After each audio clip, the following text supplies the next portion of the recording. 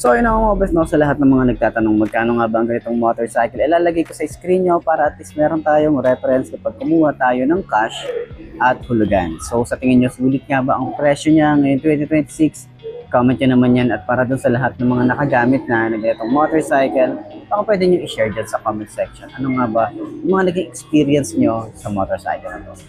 Ayos na ayos yan. Best, no, sa lahat ng mga nagtatanong, magkano nga ba ang ganitong motorcycle? Ito ay nagkakahalaga ng 65,000 kapag kinuha nyo ng cash. At syempre, available po sila sa installment. Ilalagay ko sa screen nyo para at least meron tayong reference kapag kumuha tayo ng hulugan. Meron din yung rebate. Okay? So, sa lahat ng mga gustong bumili nito, ayan po. So, sa tingin nyo, sulit nga ba ang presyo niya ngayon 2026? Comment nyo naman yan, at para dun sa lahat ng mga nakagamit na ng ganitong motorcycle, baka pwede nyo i-share dyan sa comment section. Ano nga ba yung mga naging experience nyo sa motorcycle nito? Ayos na ayos. Best, no, available nga po dito ang bagong-bagong nilabas ni Racal. Okay, ito yung Motofino NX11 125. So, alam naman natin kung saan siya inspire na motorcycle. Okay, ito yung parang Honda Click, or parang ito talaga yung ginaya nila na Honda Click 125. So yun ang mga best, no, ngayon 2026. Ayan, maraming nagsasabi at marami talagang nagko-comment na sabi nila ay marami daw or kamukha daw nito Sparkle 125 ay ang Honda Click 125. So sa tingin nyo, sulit nga ba? Sulit nga ba yun? Sa tingin nyo, kamukha nga ba? Lalo na yung headlight niya. Pero tingin ko kasi medyo hawig yung headlight niya kasi nga sobrang patusok na or sobrang patulis yung design na meron dito sa kanyang headlight. Pero ang pinagkaiba lang yung matte finish. So doon lang sila medyo nalalayo yung design. Okay, umpisa natin dito sa may front view. Meron tayo rito maporma na ano dito, no, yung sa handlebar. Meron tayong brake lever, meron tayong brake lever dito. Maporma yung itsura dito. May mga maliliit na details. Then pagbaba natin dito ay kulay combination ng black and red naman to. Okay. So dito yung signal light niya, LED rin yan. Ito rin yung itsura ng ating daytime running light. So parang hawig na hawig talaga nung Click na dating version compare ngayon. Iba na kasi ang version ngayon eh. So syempre ang signature ng itsura ng ganito, ayan, maganda yung ating headlight. Ayan, meron tayong black matte dito. And naka-combi brake na rin tayo rito. Makikita natin dito may combi brake. Tapos ito may decals siya dito. Yung decals talaga yung nagpapaganda eh, no? Pag maganda yung decals, maganda yung motor eh. So naka-telescopic fork, meron tayong disc brake, naka-single pad caliper, naka-tubeless na rin tayo rito. Tubeless na ba? O ayan, tubeless na rin. Ang size natin dito 80 by 90 by 14. Ayan. So dito sa side may 125, may NX11, may Motofino dito. Meron tayong gulay board na malawak din. Meron tayong USB charging port dito sa side. Tingnan nyo naman. So marami nagsasabi sa headlight ni Honda Click 125 is same daw nung kay Rusi. Tingnan nyo naman din kasi sobrang tulis din nito. 'Di ba? Sobrang tulis din talaga niya. Iba rin talaga yung itsura. Okay? So matulis, tas may mga matte finish din dito, kaya sinasabi ng iba halos hawig ni Rusi. Okay, yung bagong nilabas ni Honda. Pero ayan na yan. Okay, so nilabas na yan si Sparkle. Kasi iba yung itsura talaga ni Sparkle dun sa version 3 ni Honda Click. Ito kasi mas mahaba yung nguso ngayon. Halos paras na sila ng nguso. Magkaiba na lang dito is yung sa taas. Yung dito sa part na to. Yan, yun yung pinagkaiba na lang nila. Kasi yung kay Honda Click na 125, parang Honda Click 160 yung datingan niya, lalo na yung sa likod. Pero ito kasi pumayat, 'di ba? Payat siya compared dun sa Honda Click. Okay? So ayan, LED yung ating headlight. Meron tayong daytime running light, signal light nandito din. Fender niya, malambot din, flexible. Naka-telescopic fork, may Rusi na emblem. Ayan, may naka-engrave dito. Diba? May naka-emboss eh, no? Ayan, naka-emboss pala siya. Nakalutang siya. Ayan, naka-single disc brake. Naka-dual pad caliper. Ang size dito sa harap ay 80 by 90 by 40. Naka-tubeless na rin yan. Ay, hindi. Tube type pa pala to. No, pero pwede nyo pa-tubeless yan. Ayan. So, sa kanyang mugs, meron tayong spider mugs na tinatawag dito.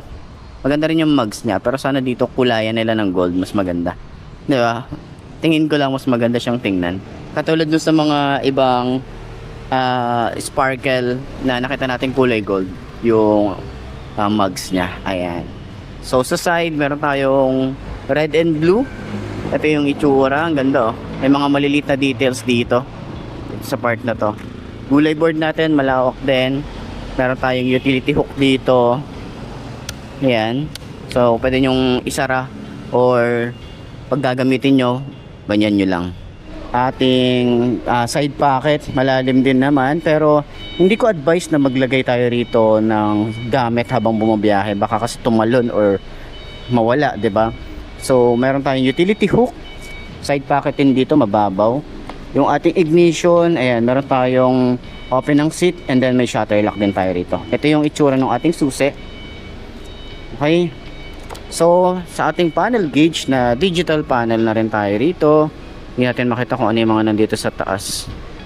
Ayan, hindi ko makita. Hindi ko rin ma-view kung ano ba yung mga nandito. So, yan. Basta meron tayong select and set dito. So, hindi nila nilagyan ng logo nila rito. Kahit rakal, hindi sila naglagay. Dito naman sa side, yung lever natin dito. Ayan, combi brake na rin siya. Combi brake. Meron tayong kill switch. Park light, headlight. Electric starter. Yung grip natin dito makapit din. Throttle. Mababaw lang din naman. Responsive din oh. Dito naman sa side, meron tayong flasher. Ayan. High and low. Busina. Signal light. Ayan. So, sa upuan, meron tayong malambot na upuan. Maganda yung leather. Tapos, ayan, malambot din naman. Malambot siya na nasa gitna. Okay, nasa gitna. May malambot at matigas. Sa ating OBR, makapal din yung foam. Meron tayong utility hook dito. May lagayin din ng mga basic tools natin dito sa ilalim ng upuan. Ayan, pwede tayong maglagay ng bag dito. Helmet hook. Meron tayong compartment. At least kahit pa paano, may space pa rin naman dito. Ating gas tank. Kaya may saluhan na rin kapag natapon yung gas. Side pocket natin dito, ito mababaw to yung sa side. Ito malalim naman. Kaso hindi siya advisable na maglagay tayo dito ng cellphone habang bumabiyahe or mag-charge. Yan, kasi may USB charging port tayo rito. Di susi pa rin naman to. May shutter lock. Ito yung susi niya.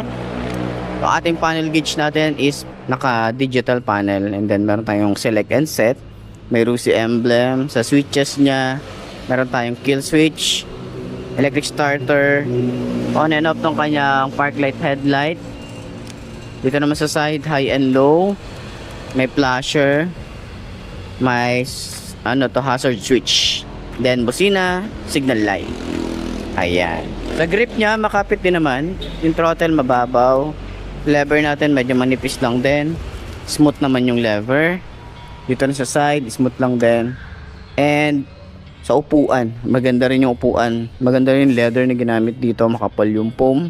Meron tayong RUSI na logo dito. Sa ilalim, meron tayong helmet hook. Malawak din or malaki din yung ating compartment. Yung gas tank natin dito is napakasimple lang din naman ng design at napakalinis lang din. Grab bar natin dito, ito ay plastic. Okay? So, pwede nyo palitan yan. Marami nagpapalit nito. Kaya siguro inaisip ni RUSI na plastic yung ilagay kasi marami naman talaga nagpapalit or naglalagay ng top box. Kaya papalitan din. So at least hindi masyadong mahal. Okay, yung ano nyo rito. Kung pwede nyo benta, benta nyo na lang, 'di ba? So sa ilalim pala ng upuan, pwede tayong maglagay ng mga papers. Ayan. Or basic tools. Sa side naman, meron tayong 125 dito, may kulay red. Ito naman yung sparkle, ang ganda rin ng emblem. Kita nyo yan.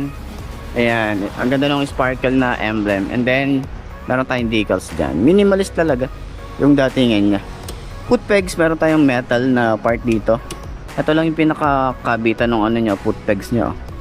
So, naka-air cooled tayo rito. Meron tayong cover. And then, yung tambucho niya, napaka-cute lang ng tambucho. Hindi talaga siya usually na ginaya yung Honda Click, pati yung tambucho. Ito kasi, ibang-iba yung tambucho na nilagay dito. So, hindi natin masasabi na gayang-gaya siya, okay? So, dito sa side may Motofino din na NX11. Tapos yung ating taillight. Yan, maganda rin yung taillight na.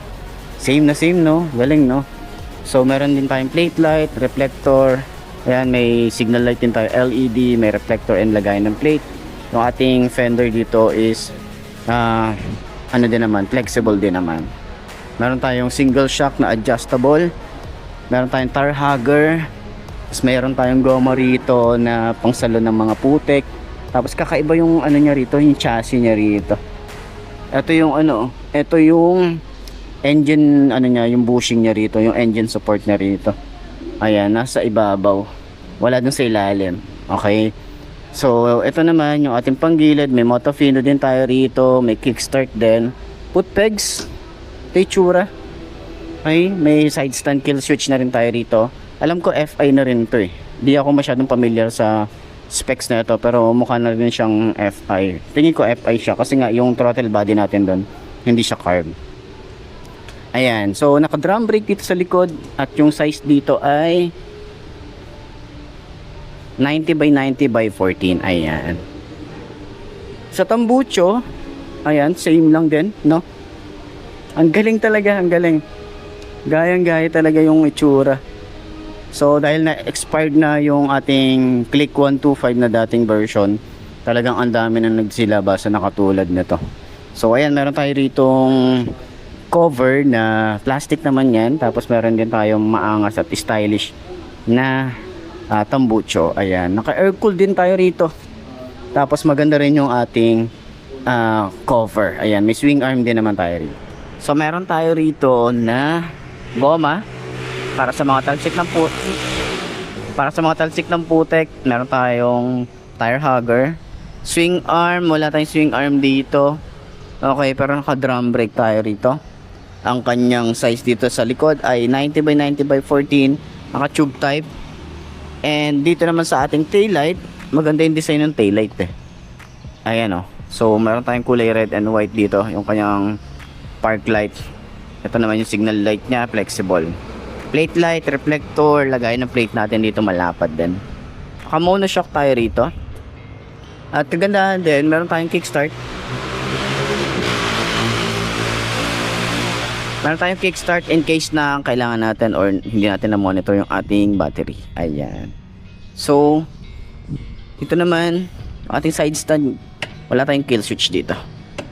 So, yun, para sa 65,000 sa